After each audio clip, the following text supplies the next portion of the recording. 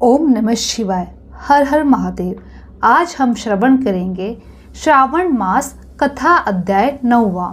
इस कथा में भगवान शंकर ने सनत कुमार को शुक्रवार की कथा सुनाई और उसका महात्मा बताया है। भगवान शंकर ने सनत कुमार से कहा, अब मैं तुम्हें शुक्रवार की कथा कहता हूँ, जिसे सुनकर प्राणी समस्त विपदाओं से छूट जाता है। पांडव वंश में एक राजा था जिसका नाम सुशील था। उसके यहाँ कोई संतान नहीं थी। उसकी पत्नी का नाम सुकेशी था। पुत्र न होने के कारण वह उदास रहने लगी।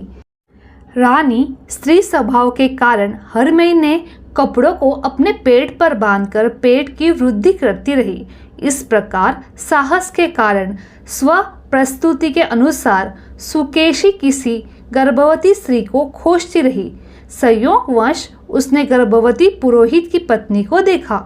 कपटी रानी ने प्रसव के समय दाई का कार्य करने वाली अन्य किसी स्त्री को इस काम के लिए नियुक्त किया। उस दाई को एकांत में बहुत सा धन दिया और अपने गर्भ के अनुकरण की सब बातें कह सुनाई। पुरोहित की पत्नी का प्रसव का समय नजदीक आया। यह सुन उसी तरह दाई ने भी अपने वचन का पालन किया। पुरोहित की पत्नी दाई की बात नहीं जानती थी। अंत वह दाई की बातों का पालन करती थी। दाई ने पुरोहित की स्त्री के नेत्रों पर पट्टी बांधी और उसके उत्पन्न हुए पुत्र को रानी के पास भेज दिया। इस प्रकार रानी के पास उस पुरोहितानी के पुत्र के पहुंच जाने की किसी को कानो कान खबर न हुई। इस नाटक को कोई न जान सका। रानी ने अपनी दासियों द्वारा राजा को खुश खबर करा दी कि उनके यहाँ लड़का पैदा हुआ है। उधर दाई ने पुरोहितानी के नेत्रों पर पट्टी खोल दी। वह अपने साथ मांस की एक पिंडी लाई थी।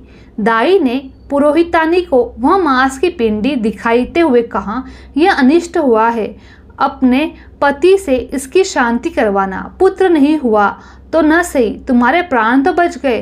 पुरोहित की स्त्री सोचने लगी, कहीं दाई ने मेरे साथ कपट तो नहीं किया। राजा ने जब पुत्र उत्पन्न होने की बात सुनी तो जात कर्म यादि करके ब्राह्मणों को गज अश्वरथ यादि दान में दिए।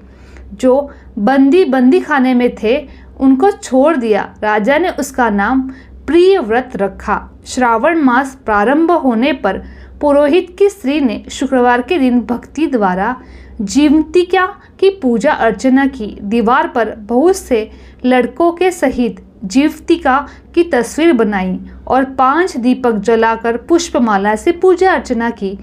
गेहूं के आटे के दीपक बनाकर जलाती और स्वयं भी गेहूं के आटे को शुद्ध घी में पकाकर भोजन करती। भोजन के पश्चात जीवतिका से प्रार्थना करती कि जहाँ पर भी मेरा पुत्र हो उसे सुरक्षित रखना। इस प्रकार प्रार्थना करके पश्चात वह कथा सुनती अथवा विधिवत नमस्कार करती।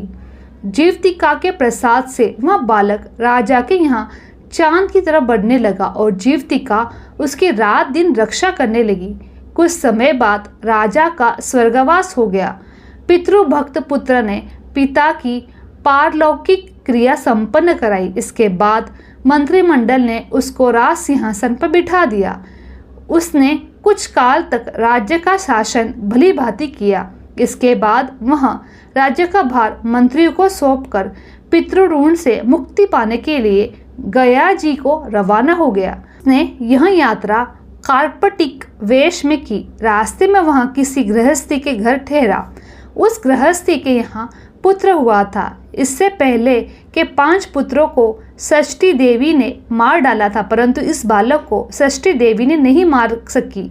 राजा के वहाँ रहने के कारण जीवतिका देवी ने उसकी रक्षा करती थी।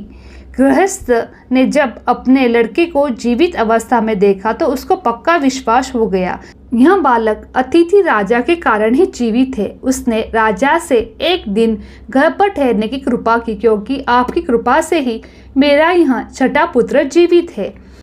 गृहस्थ के प्रार्थना पर राजा एक दिन के लिए उनके यहाँ रुक गया। फिर वहाँ गया जी चला गया और वहाँ पिंड देने लगा। पिंड देते समय उसे बड़ा आश्चर्य हुआ। उसने देखा कि पिंड को ग्रहण करने के लिए 2 हाथ बाहर निकल गए। एक विद्वान ब्राह्मण से उसने पूछा कि यह सब क्या मामला है। ब्राह्मण ने बोला, ये दोनों हाथ तुम्हारे पिता के हैं। घर जाकर अपनी माता से पूछना कि ऐसा क्यों हुआ, तुम्हारी माता ही बताएगी। लौटते समय राजा फिर उसी गृहस्थी के यहाँ पर ठहरा। उसके यहाँ अब दूसरा पुत्र पैदा हुआ था जो केवल 7 दिन का था। इस लड़के को लेने जब षष्ठी देवी आई तो जीवतिका देवी ने उस बालक को नहीं ले जाने दिया। षष्ठी देवी ने जीवतिका देवी से पूछा, आप इन लड़कों को क्यों बचा रही हो? इसकी माँ ने कौन सा व्रत किया है जो आप दिन रात आप इसकी रक्षा करती हो?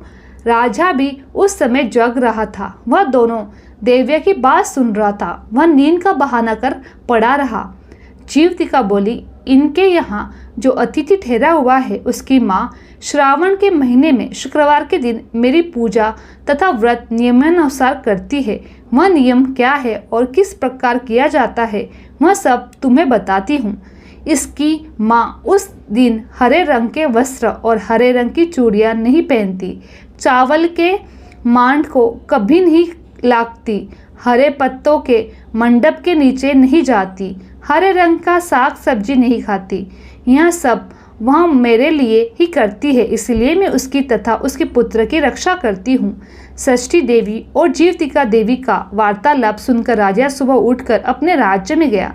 राजा ने अपनी माता से पूछा, है माता, आप जीवतिका का व्रत करती है तो उसकी विधि क्या है? राजा की माता ने उत्तर दिया, मैं जीवतिका का व्रत नहीं करती, इसलिए मुझे उसकी विधि का ज्ञान नहीं है। यह सुनकर राजा को बड़ा आश्चर्य हुआ और सोचने लगा कि मेरी माता कौन है। राजा ने गया यात्रा के फल प्राप्त तथा ब्राह्मणों तथा सुहागनियों को भोजन कराने की इच्छा प्रकट कर उनके घर हरे वस्त्र, हरी चूड़ियाँ आदि परिशाक्त भिजवाए। दूत ने सबके यहाँ आदेश दिया कि आप सब राजा के यहाँ भोजन करने आए। पुरोहित की पत्नी ने राजदूत से कहा, मैं हरे रंग की कोई चीज़ नहीं लेती। राजा को यह समाचार मिलने पर उसने पुरोहित की पत्नी के लिए लाल रंग के वस्त्र और लाल रंग की चूड़ियाँ भेजी। पुरोहित की पत्नी ने उन चीज़ों को ले लिया और राजमहल में आई। पुरोहित की पत्नी को देखकर राजा ने हाथ जोड़कर उसका अभिवादन किया और नियम का पालन करने का कारण पूछा। उसने इसका कारण शुक्रवार का व्रत बताया। राजा को देखकर उसी समय उसके स्तनों में मातृ प्रेम का भाव के कारण दूध निकलने लगा। उस दुग्ध से राजा भली प्रकार सिंचित हो गया।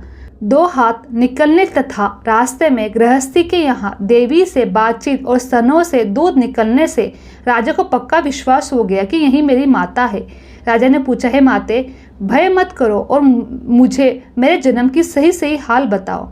सुकेशिनी ने उसके जन्म के सब तथ्य बता दिए। राजा ने प्रसन्न होकर अपना जन्म देने वाली माता और पिता को नमस्कार किया, उनको संपत्ति देकर उनका मान बढ़ाया। एक दिन रात को राजा ने जीवतिका से प्रार्थना की, है देवी, मेरे जन्मदाता पिता तो मौजूद है, फिर गया में पानी से 2 हाथ निकले थे, वो किसके थे? देवी ने राजा को ख्वाब में ही उत्तर दिया, हे राजन, मैं तुम्हें विश्वास दिलाने हेतु ऐसी माया रची, इसमें तुम कोई संदेह न करो।